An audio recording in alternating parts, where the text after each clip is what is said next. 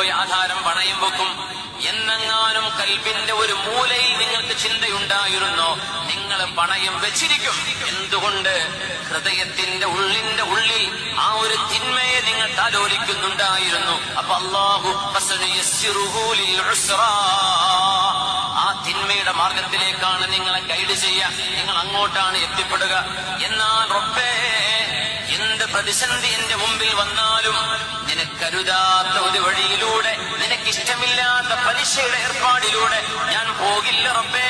എന്റെ വീട് ചോർന്നൊലിച്ചാൽ പോലും കുടചൂടിയിരുന്നാൽ തന്നെയും ഈ പണി പൂർത്തിയാക്കാൻ ഞാൻ ബാങ്ക് പലിശക്ക് എടുത്തിട്ട് ഞാനിത് ചെയ്യില്ല റബ്ബേ എന്ന് ശപഥം നിങ്ങൾ ചെയ്തിട്ടുണ്ടെങ്കിൽ അല്ലാഹു നിങ്ങളുടെ മുമ്പിലേക്ക് പക്ഷികൾക്ക് അല്ലാഹു ഭക്ഷണം കൊടുക്കുന്ന പോലെ ആരാരും അറിയാതെ, നിങ്ങൾ പോലും വിചാരിക്കാത്ത വഴിയിലൂടെ അല്ലാഹു നിങ്ങൾക്ക് റിസ്ക് തന്നിരിക്കും. ഇത് നുണ പറയാത്ത സ്വാദിഖും മസ്ദൂഖുമായ അഷ്റഫുൽ ഖൽഖ് റസൂലുള്ളാഹി സ്വല്ലല്ലാഹു അലൈഹി വസല്ലം തങ്ങളാണ് പഠിപ്പിച്ചത്. അതിൽ തെറ്റുപറ്റില്ല. അത് സത്യമാണ്, അത് സത്യമായി പുലർന്നതാണ്, പുലർന്നുകൊണ്ടിരിക്കുന്ന അനുഭവങ്ങളാണ്.